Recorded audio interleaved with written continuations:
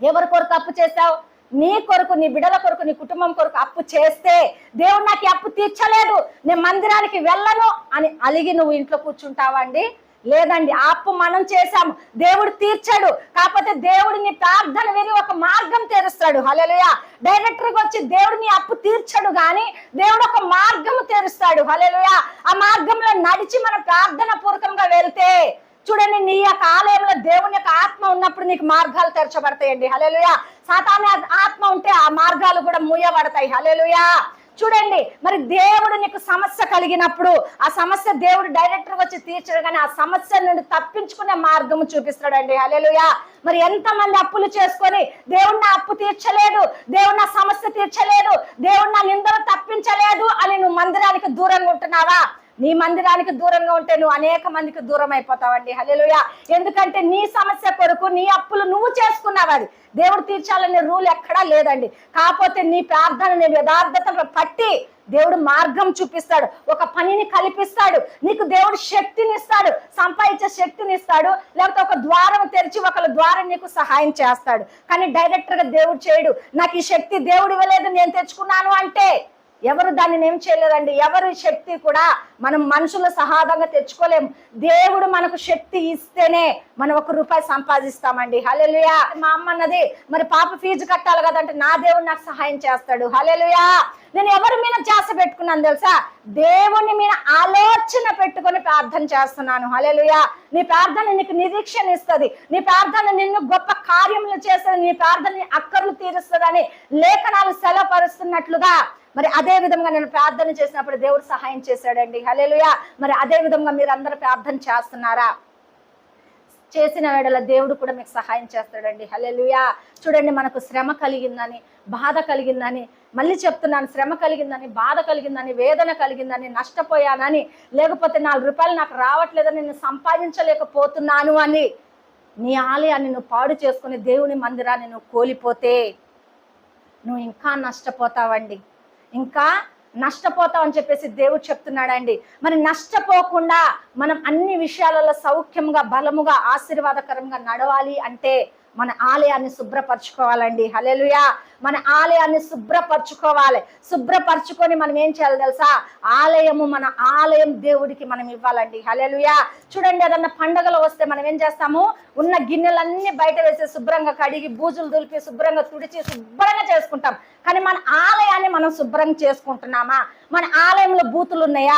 మన ఆలయంలో ఒకరిని మోసం చేసే విధంగా ఉందా? మన ఆలయంలో ఒకరిని నష్టపరిచే విధంగా ఉందా? మన ఆలయంలో ఒకరిని దూషించే విధముగా మన ఆలయాన్ని మనం నింపుకొని ఉన్నామా? మరి ఏ విధంగా మన ఆలయం నింపుకొని ఉన్నామన్నది ఒకసారి పరిశీలించుకోవాలండి. మన ఆలయంలో ఏముండాలి తెలుసా? నీతి మాటలు, దేవుని యొక్క జీవము కలిగిన మాటలు మాత్రమే మన ఆలయంలో ఉంటే మీకు కూడా దేవుడు సహాయం చేస్తాడండి. హల్లెలూయా. మీరు నష్టాలు కలిగిన, బాధలు కలిగిన, హింసలు కలిగిన దేవుడు సహాయం చేసి నడిపించునుగాక. హల్లెలూయా. చూడండి, మరి 91 కీర్తన 15వ వచనం. అతడు నాకు మొరపెట్టగా నేను అతనికి ఉత్తరం ఇచ్చేదను, శ్రమలో నేను అతనికి తోడై ఉండేదను. చాలు చాలు అన్న, చాలు. ఇక్కడ ఏమంటున్నాడండి? అతను నాకు మొరపెట్టగా అతనికి నేను ఉత్తరం ఇచ్చేదను. హల్లెలూయా. ఇప్పుడు నాకు ఉత్తరం వచ్చిందా రాలేదా అండి? వచ్చింది కదా. చూడండి, పాతకాలం, మన అమ్మమ్మల కాలము, తాతయ్యల కాలము, లేకపోతే మన అమ్మల కాలము, అప్పుడు ఫోన్లు ఎక్కువ లేకపోవునండి. ఆ యొక్క మనిషికి ఒక సమాచారం అందించాలంటే, ఒక మనిషితో మనం మాట్లాడాలంటే, ఒక మనిషికి ఏదైనా మనం మంచి కానీ చెడు కానీ చెప్పాలి అంటే ఉత్తరాలు వేసేవారు. అందరికి తెలుసు కదండి. ఉత్తరాల రూపంగా పంపించేవారు. పంపించినప్పుడు ఆ ఉత్తరము చదువుకొని వారు మరలా ఉత్తరం ఇస్తే జవాబు కలుగుతుందండి. హల్లెలూయా. ఆ ఉత్తరం చదువుకొని ఆ ఉత్తరం పక్కన పడేస్తే రాసిన వ్యక్తికి మరి జవాబు కలగదండి. చూడండి, చదువుకున్న వ్యక్తి మరలా తిరిగి ఉత్తరము రాస్తే మరి పంపించిన వారికి ఏం కలుగుతుంది? నెమ్మది, సమాధానము, వారికి సౌఖ్యం కలుగుతుంది. హల్లెలూయా. మరి నువ్వు చేస్తున్న ప్రార్థనకి, నువ్వు పెడుతున్న మొరకి దేవుడు నీకు ఉత్తరం పంపిస్తున్నాడా, లేకపోతే ఉత్తరము పంపించకుండా ఉంటున్నాడా అన్నది ఒక్కసారి గమనించుకోవాలండి. నిజముగా నువ్వు ప్రార్థన చేస్తే దేవుడు ఏం చేస్తాడు తెలుసా? నీకు జవాబు ఇస్తాడండి. హల్లెలూయా. జవాబునిచ్చి, ఉత్తరమునిచ్చి నిన్ను బలపరుస్తాడు. శ్రమల్లో నేను అతనికి తోడై ఉందును అని చెప్తున్నాడు. ఎటువంటి శ్రమ అయినను, ఎటువంటి బాధ అయినను, ఎటువంటి నింద అయినా కూడా దేవుడు ఏం చేస్తాడు తెలుసా? నీకు తోడై ఉంటానని చెప్తున్నాడు. చూడండి, ఎంతో మంది స్నేహితులు చెప్పొచ్చు, నీ కష్ట దినాలలో నేను తోడై ఉంటానమ్మా అని. తల్లిదండ్రుల బిడ్డలకు చెప్పొచ్చు, నీ కష్ట దినంలో నేను తోడై ఉంటానమ్మా అని. నీకు శ్రమ కలిగినప్పుడు వారందరూ పక్కకు వెళ్ళిపోతారండి. హల్లెలూయా. వారందరూ కూడా పక్కకి వెళ్ళిపోతారని చెప్పేసి మరి లేఖనాల ద్వారా తెలియపరుస్తున్నాడండి. నీ శ్రమల్లో, నీ బాధల్లో తోడై ఉండేది ఎవరండి? దేవాతి దేవుడు. హల్లెలూయా. మరి ఎప్పుడు దేవుడు నీకు తోడే ఉంటాడు తెలుసా? నీ మందిరానికి దేవుడికి అప్పచెప్పినప్పుడు, నీ హృదయం అనే మందిరం దేవునికి అప్పచెప్పినప్పుడు, దేవుడు ఆ మందిరాన్ని శుభ్రపరిచి, ఆ మందిరంలో ఎవని ఆత్మ ఉంటుందండి? దేవుని ఆత్మతో నింపినప్పుడు నీకు శ్రమ కలిగిన, కష్టము కలిగిన, నష్టము కలిగినా కూడా నువ్వేం చేస్తావు తెలుసా? నిరీక్షణతో ఎదురు చూచినప్పుడు దేవుడు ఏం చేస్తాడు తెలుసా? నీ మొర ఆలకిస్తానంటున్నాడు. హల్లెలూయా. నీకు నిరీక్షణ ఎప్పుడు వస్తుంది తెలుసా అండి? నిరీక్షణ ఎప్పుడు వస్తుంది? నీ హృదయంలో దేవుని ఆత్మ ఉంటే. హల్లెలూయా. దేవుని ఆత్మ ఉంటే నీకు నిరీక్షణ కలుగు చేస్తాడు. అదే దేవుని ఆత్మ లేకపోతే చిటపట చిటపట చిటపట అని చెప్పేసి, చూడండి, ఆవాలు మరి మనము ఏదన్నా దేని మీద వేడి దాని మీద పెన్నంలో కానీ లేకపోతే బాండిలో కానీ వేస్తే ఏమవుతుంది? చిటపట చిటపట చిటపట అని అంటాయి కదా. మనం ఎప్పుడు చిటపట చిటపట చిటపటలాడుతుంటే దేవుని మందిరంలో అంటే మన హృదయంలో దేవుని ఆత్మ ఉంటుందా అండి? ఉండదు. శ్రమలు సహించువారు ధన్యులు అని చెప్తున్నాడండి. శ్రమలు సహించువారు ధన్యులు అన్నాడు, కానీ శ్రమను బాధపడి ఓర్చుకోలేని వారు ధన్యులు అని చెప్పేసి లేఖనాలు సెలవుస్తున్నాయా? నీకు శ్రమ కలిగినప్పుడు ఓర్చుకొని ప్రార్థన చేస్తావే, అది దేవుడు ధన్యత నీకు ఇస్తున్నాడు. హల్లెలూయా. ఆ చిటపటలు మానివేసి నీకు కలిగిన సమయం మొత్తంను కూడా, నీకు ఎప్పుడు సమయం కలిగితే అప్పుడు దేవుని ఆరాధిస్తే దేవుడు ఏం చేస్తాడు తెలుసా? బహుకార్యములు కూడా దేవుడు జరిగిస్తానని చెప్తున్నాడండి. రుచి చూసి తెలుసుకున్నాను అని చెప్పేసి ఏ భక్తుడు అంటున్నాడండి? పౌలు భక్తుడు అంటున్నాడు. హల్లెలూయా. యేసయ్య ప్రేమను ఏం చూసి తెలుసుకున్నాడంట? రుచి చూసి. చూడండి, ఒక కూర మనం వండుకుంటాము, అది రుచిగా లేకపోయినా, ఉప్పు ఎక్కువైనా కూడా మనం తినగలుగుతామా? తినలేమండి. రుచిగా వండుకుంటాం. ఎందుకు తెలుసా? మన నాలికకు రుచి తగలాలని. మన నాలికకు రుచి తగలాలని మనం కూరలు మంచిగా రుచిగా వండుకుంటామే. నీ జీవితం రుచిగా ఉండాలని దేవుని ప్రేమను రుచి చూసి నువ్వు తెలుసుకోలేవా? తెలుసుకోవాలండి. రుచి చూసి ఆయనను తెలుసుకుంటే ఎవ్వరు కూడా మళ్ళీ వెనకకు తిరిగి చూడరండి. హల్లెలూయా. మరి పౌలు భక్తుడు వెనకకు తిరిగి చూచినట్లు లేఖనాలలో లేదండి. ఎందుకంటే దేవుడు ఆయనను ముట్టినప్పుడు, దేవుడు ఆయనను పట్టుకున్నప్పుడు, దేవుని చేత ఆయన నడిపించబడుచున్నప్పుడు మరలా వెనక్కి తిరిగి చూచినట్లుగా లేఖనాలలో మరి లేదండి. మనం ఎన్నిసార్లు వెనక్కి తిరిగి చూచున్నామో, ఎన్నిసార్లు దేవుణ్ణి దూషించి మనము ఉండి ఉన్నామో మనకి తెలియదు. ఎందుకంటే సులువుగా శ్రమలో పడిపోతున్నప్పుడు మనం ఏం చేస్తాం తెలుసా? వెనకకు తిరిగి చూస్తుంటామండి. చూడండి, వెనకకి తిరిగి చూసినప్పుడు మనం ఏమైపోతాము తెలుసా? అనేకమైన శ్రమలు, కష్టాలు మనమే కొని తెచ్చుకుంటామండి. హల్లెలూయా. మరి లోతు భార్య ఎక్కడ చూచిందండి? వెనకకు చూచింది. హల్లెలూయా. దేవుడు చెప్పాడు, వెనకకి తిరిగి చూడకు అని చెప్పినప్పుడు కూడా ఆమె విన్నదా? ఎందుకు తెలుసా?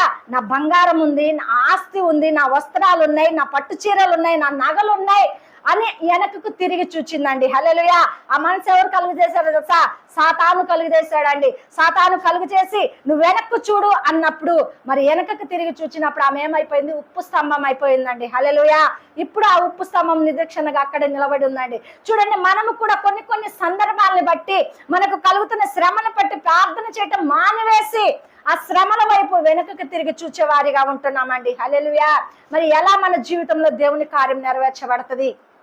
దేవుని కార్యం నెరవేర్చబడుతుంది. దేవుడు ఆలోచన చేస్తున్నాడు, నా జీవితంలో కార్యం జరగట్లేదు అని మనం సొనుక్కుంటూ ఉంటే దేవుడు కార్యం చేయడండి. నిరీక్షణ కలిగి మనం ప్రార్థన చేస్తే దేవుడు ఏం చేస్తాడు తెలుసా? నీ నిరీక్షణ నీకు సిగ్గుపరచగా, నీ నిరీక్షణ నిన్ను బలహీనము పరచక, నిన్ను బలపరుచుకుంటూ నీ శ్రమల్లో ఆయన తోడే ఉండి నిన్ను నడిపిస్తానంటున్నాడండి. హల్లెలూయా. మరి మధ్యాహ్న కాల సమయంలో మనం నిరీక్షణ కొరకు, దేవుని ఆత్మ కొరకు ప్రార్థన చేసుకుందామా?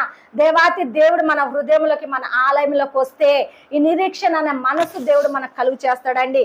ఈ రక్షణ అనే మనసు మనకు దేవుడు కలుగు చేస్తాడండి. అప్పుడు నువ్వు మొర పెడితే దేవుడు ఏం చేస్తాడు తెలుసా? నీ కలుగుతున్న ప్రతి శ్రమలకు కూడా, ప్రతి కష్టాలకు కూడా ఆయన ఏం చేస్తాడు తెలుసా? నిన్ను ఆదుకొని ఓ మార్గం ద్వారం తెరుస్తాడండి. హల్లెలూయా. మేము ఇన్ని సంవత్సరాలు ఈ సేవలో నేను నేర్చుకుంది ఒకటేనండి, ప్రార్థన. హల్లెలూయా. నేను ప్రార్థన మాత్రమే నేర్చుకున్నానండి. ఏదో నాకు తెలియదండి. ఏది కూడా నాకు నిజంగా తెలియదు. ఒకళ్ళ దగ్గరికి వెళ్ళి అప్పు అడగాలి, ఒక దగ్గరికి వెళ్ళి తెచ్చుకోవాలి, ఒకరిని ఆశించాలి, ఒకరి దగ్గర చేయి చాపాలా అన్నది నా దేవుడు నాకు నేర్పించలేదండి. హల్లెలూయా. నా దేవుడు ఏం చేశాడు తెలుసా? ఎంత శ్రమ కలిగినా, ఎంత కష్టము కలిగినా కూడా నా దేవుడు ఏం నేర్పించాడు తెలుసా? ప్రార్థన. హల్లెలూయా. ప్రార్థన దేవుడు నాకు నేర్పించి ఉన్నాడు. అదే పూర్వకంగా నేను ఏం చేస్తున్నాను తెలుసా? ఇప్పుడు వరకు కూడా దేవాతి దేవుడికి నేను ప్రార్థన చేయటమే నేను నేర్చుకొని ఉన్నానండి. నా జీవితంలో జరుగుతున్న కార్యాలే మీ ఎదుట పెట్టి ఉన్నాను. నా జీవితంలో చేసిన దేవుడు మీ జీవితంలో కూడా దేవుడు చేస్తాడండి. ఎప్పుడు తెలుసా? నీ హృదయానికి దేవుడికి ఇచ్చినప్పుడు, నీ హృదయము దేవుడికి ఇచ్చినప్పుడు, ఆ హృదయంలో దేవుని ఆత్మ నింపుదల నింపినప్పుడు, నీ నిరీక్షణ దేవుడు సిగ్గుపరచక, నీ రక్షణని సిగ్గుపరచక, నువ్వు కష్టాల్లో శ్రమల్లో కూరుకుపోయినప్పుడు దేవుడు ఏం చేస్తాడు తెలుసా? నిన్ను విడిపిస్తానని చెప్తున్నాడండి. హల్లెలూయా. ఆ మనసు, ఆ హృదయం మనందరికీ కూడా దేవుడు అనుగ్రహించబడును గాక. ఈ వాక్యం దేవుడు దీవించును గాక. మీ అందరికీ నా హృదయపూర్వక వందనాలండి.